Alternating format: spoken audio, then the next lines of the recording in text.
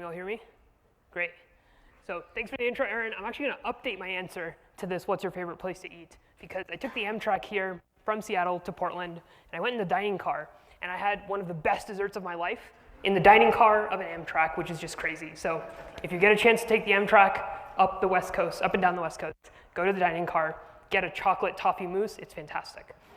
OK, cool. So more about me. My name's Aaroh. I work in developer experience at Plaid. I was previously in storage at Facebook, but this is kind of boring. It's not what the talk's about. I'm also Seattle Tech Bro, who's mostly well known for just posting awkward videos where I talk to the camera about my journey in tech, and also kind of how I manage my personal finances. And I'll post the occasional trend dance video, but don't go looking for those. So I think most good talks have two things.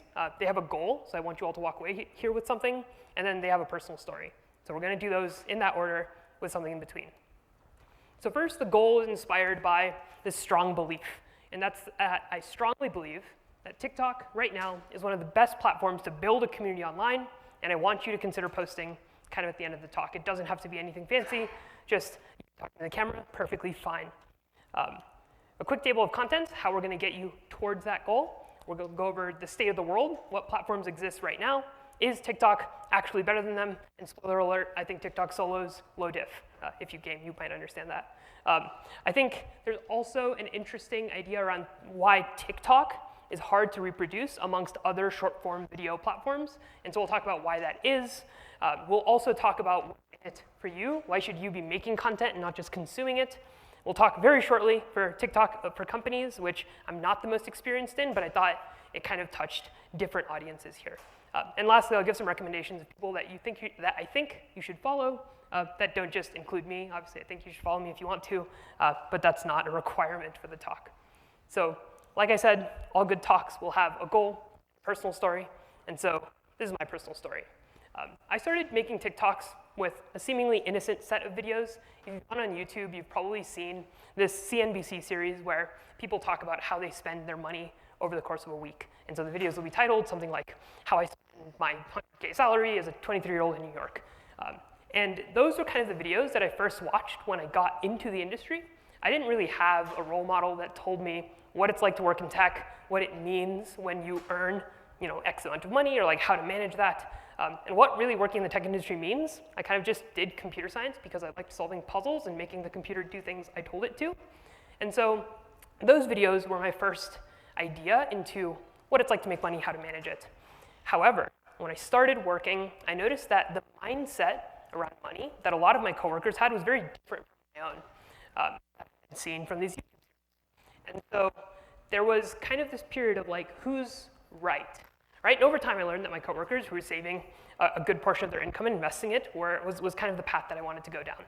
And so I thought, well, why is CNBC promoting these kinds of poor spending decisions, in my opinion, over this other mindset that I'm seeing in industry? And I'm sure there are other people who are going into tech thinking that just because you make tech money, you should also be spending tech money. And so I started with this series where every day for a week, I just talked about what I spent my money on. And it was super awkward, right? The first video was me talking to the camera and being like, hi, everyone. Today, I spent $30 on shorts. And the next day, hi, everyone. I spent $2 on a LaCroix, which isn't the most interesting content. But surprise, surprise, on TikTok, when you mention how much you make and how old you are, it gets a good amount of views. And it very quickly kind of bloomed into this community of people who are getting into tech, thinking about getting into tech, or didn't even know about tech as an industry, because by and large, it's not a career path that's marketed to young kids. And so I got a lot of questions about what do I do for work? Why do I make X amount of money? And why, if I make all this money, then why don't I spend it, right? Why am I being flashy with people are on Instagram? And so by this point, maybe 6 months in, it had actually turned into a pretty cool community of people who are now thinking about going into tech, who wanted to learn more about what it meant to be in the tech industry, and how they can best position themselves as such. I personally followed a pretty cookie cutter path there. I went to college for CS. I had an internship at a FANG. I worked at a FANG as a new grad, found that it was really boring, and now I work at a startup. And so I feel like my background isn't as diverse as it should be for people who are getting exposed to the industry, which is why we're trying to get to this goal. because the people in this room have a much more diverse background than just myself, and this next generation of people that are considering tech as an industry should be exposed to all of these backgrounds. So that's the personal story, how it feeds into the goal. There's a little bit of crowd work that we're going to do next to understand the state of the world. So we're going to take a quick survey. I'll ask a question, you can answer, and for our friends joining live or through live stream, repeat the answers that I hear. So if you interact with the tech community right now, what platforms are we using? Just yell it out. Twitter is great. Anything else? LinkedIn is great. Sorry, can you repeat that one? Mastodon is great if you're very privacy focused. In this case, you might not consider posting on TikTok. Anything else? Discord's a great one. I actually really like Discord. Anything else? GitHub's also great. Hacker News is fantastic. Though a little, yeah. Cool. Okay, so I brainstormed this last night. I don't think I was as imaginative as all of you, so I'm just gonna go with the big four, but I'm happy to take some time to answer why TikTok might be better than the alternatives you mentioned in the AMA channel later, or if we have time and I'm not short. So we'll be talking about Twitter, Instagram, YouTube Shorts, and Reddit, which I thought was pretty good. Like the CS major subreddit has a lot of users, and computer science and programming have a lot of followers as well.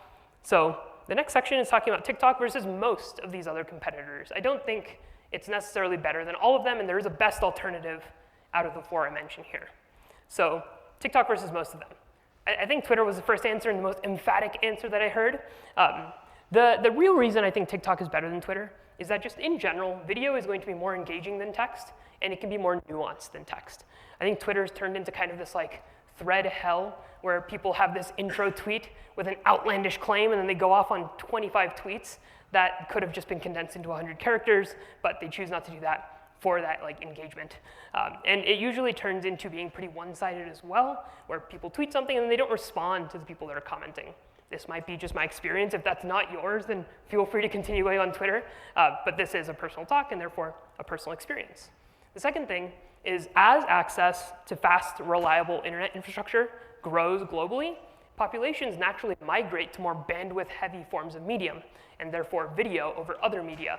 And so as we see, let's say, the next billion users coming onto the internet, they're going to prefer and immediately go to being video native. And if you think of what platforms right now out there are video native, you think of YouTube Shorts, YouTube, and TikTok. Instagram is picture native, and in general, they don't have a strong belief of what their focus is. I feel like they're always playing catch up. Speaking about Instagram, that's the next alternative. So I think Instagram Reels and TikTok, they're basically the same, right? The reason I think Instagram Reels isn't better than TikTok is because Instagram turns into being a copycat without the culture.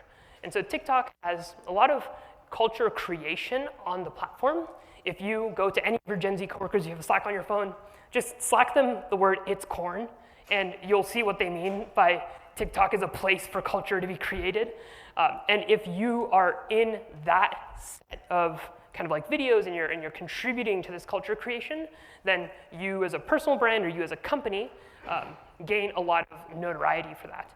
And lastly, I think Instagram in general, from its beginning, has always set an expectation of highlights over everyday content. That's the kind of stuff that I like to post on TikTok, and the content that I like to see the most is what's happening to you right now that might not be ideal. Some of my best performing TikTok videos are me posting about how I had a performance review meeting with my manager, and I wanted a really good rating, but I got a good rating. And that's like kind of a scary thing to post online. But surprisingly, like people on TikTok and people in general don't know what to do in that situation, right? Like, what do you do if your manager says, like, no, you're not ready for a promotion yet? Or no, like, you actually don't deserve, like, the top rating. And so it's good to post there. And I think Instagram, you wouldn't post that kind of stuff. You would post, yes, when you did get that really high rating, or yes, when you did get promoted. But you're not posting about when you fail. Lastly, I think Reddit versus TikTok is very interesting in that I think Reddit's community-driven ranking of a subreddit is very interesting.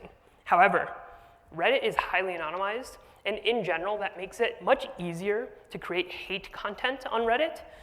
Basically, on TikTok, if you're gonna be hating on someone, you can do so in the comments, but that's filterable pretty easily. But if you're stitching a video, you're posting a video reply to someone and hating on them, you're kind of gonna be showing your face, and that disincentivizes this kind of hate that can proliferate on a more anonymous style platform.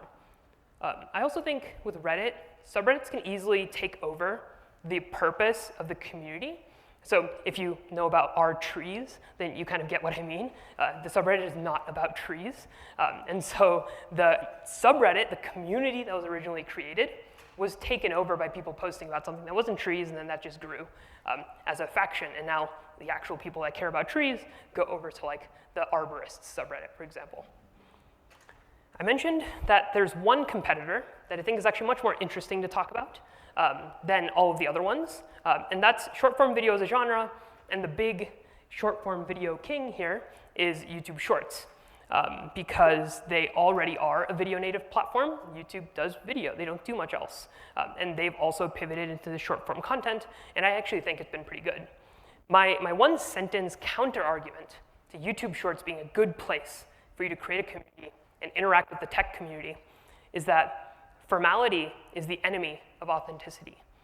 Authentic content is the kind that you learn from the most because, again, you're posting everything that happens in your real life. You're posting the successes and the failures, and you're getting to the point right away.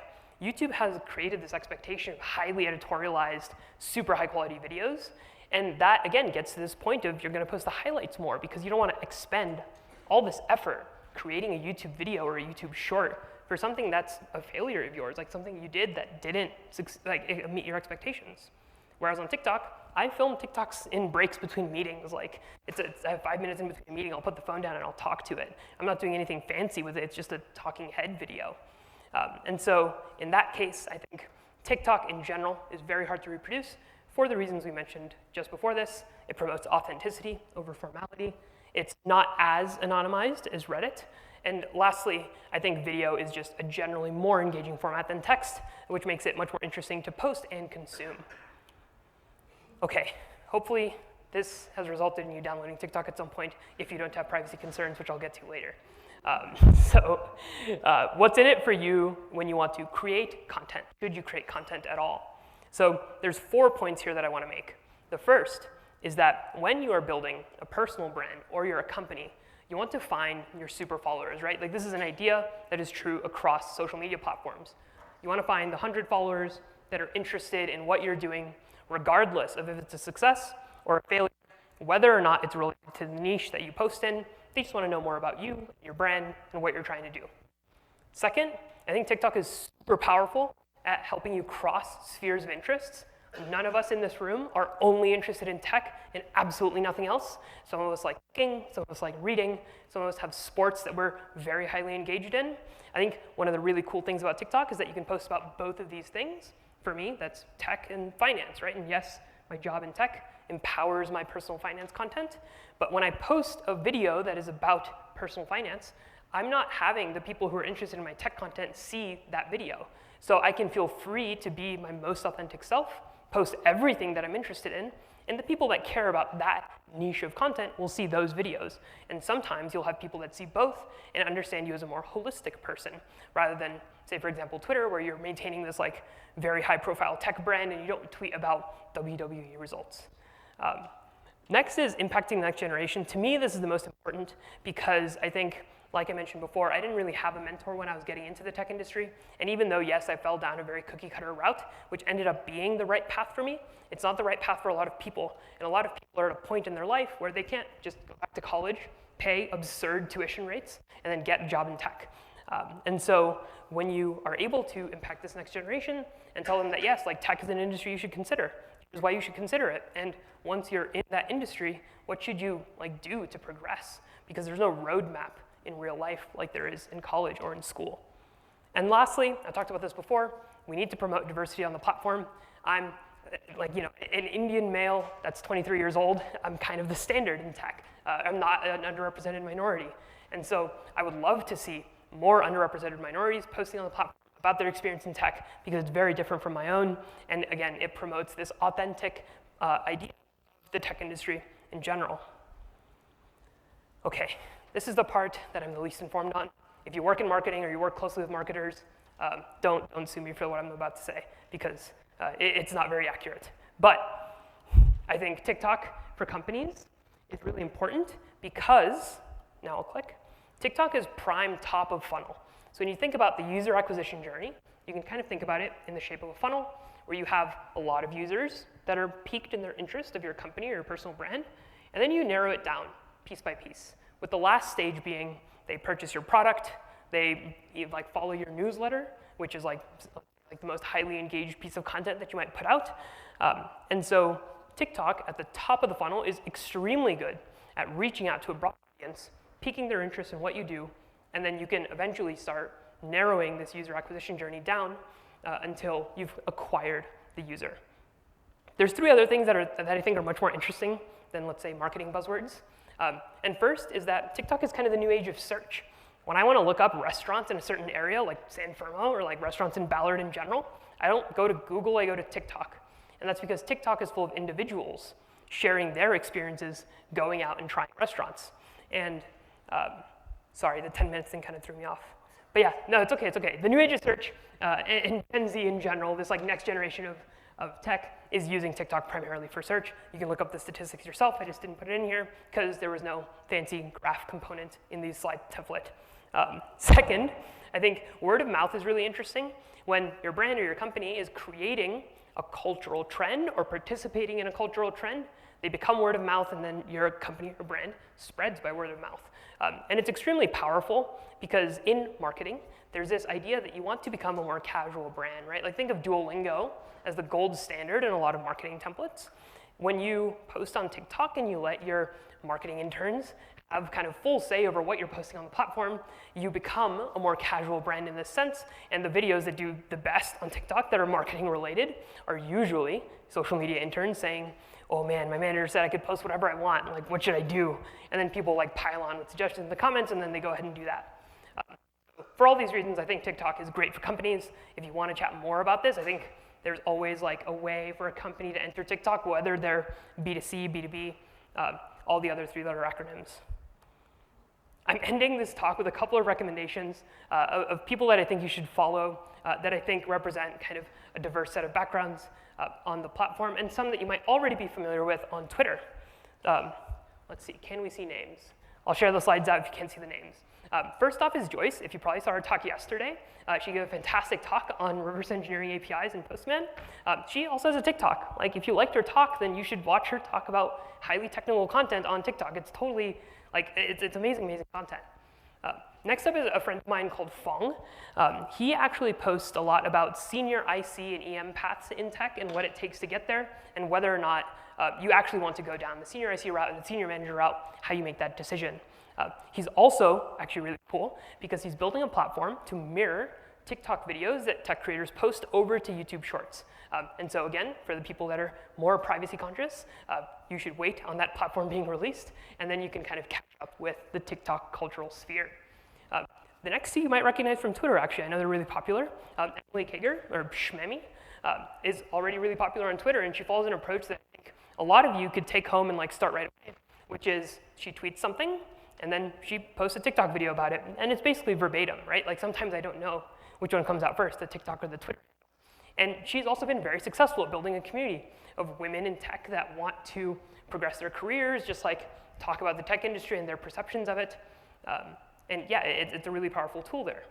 Next up is Alex Friedman. She makes fantastic videos for startups about how to acquire your first 100 customers, how to get your first $10,000, and various other startup stuff. I'm not at that stage of startup, so I usually scroll by those videos. Sorry, Alex. But a fantastic resource regardless, depending on what your interests are. So that's about it for the end of my talk. I would recommend you don't follow me on Twitter and you follow me on TikTok instead. But if you don't want to download TikTok and follow me there, Twitter is perfectly fine. If you have any questions, especially spicy questions, I think like don't try to be nice in the AMA channel. I would appreciate if you just call me out and stuff. That would be fantastic. And that's AMA Aaroh Mankad. And that's the end of my talk. Thanks for coming.